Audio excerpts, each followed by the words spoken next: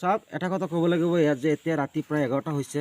এনেকুৱা ঠাণ্ডাৰ সময়ত লখিমপুৰ জিলাৰ নাওবৈচা, দৌলতপুৰ আৰু ফতেপুৰৰ বহুকেইজন যুৱক ইতিমধ্যে আহি নিজৰ সাঁচতীয়া ধন খৰচ কৰি এই গৃহহীন লোকসকলক কিছু সাহায্য বিতৰণ কৰিবলৈ আহিছে। সেইটো অতি কষ্টৰ মাজত আছে।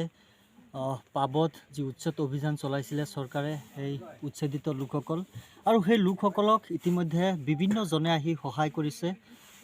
সংগঠন আমচু আৰু বিভিন্ন সংগঠন ব্যক্তি সাপেক্ষে তেওঁলোকক সহায় কৰা পৰিলক্ষিত হৈছে। এনেকুৱা লোকসকলক সহায় কৰিব লাগে।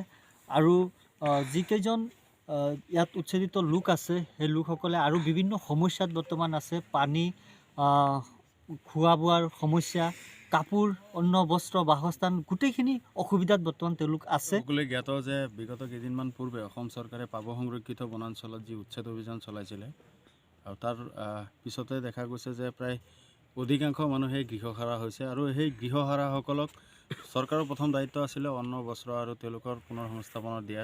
কিন্তু যিহেতু এই মুহূৰ্তত সেয়া হৈ নুঠিলে, তাৰ পৰিপ্ৰেক্ষিতত দেখা গৈছে যে এই গৃহহাৰা লোকসকলক বিভিন্ন দল সংগঠনে বা বিভিন্ন সংঘই ইতিমধ্যে সামৰ্থ্য অনুযায়ী সকলোৱে এই গৃহহাৰা লোকসকলক এমুঠি অন্ন আৰু বস্ত্ৰৰ যোগান ধৰা পৰিলক্ষিত হৈছে। আজিও এতিয়া নিশা প্ৰায় 11টা বাজিছে, তাতো ব্যতিক্ৰম নহয়। দৌলতপুৰ যুৱ সংঘই ইতিমধ্যে দেখা গৈছে যে এই নিশাৰ ভাগত এই গৃহহীন লোকক বা এই উচ্ছেদিত লোকসকলক এমুঠি অন্ন দিয়াৰ এটা প্ৰয়াস কৰিছে।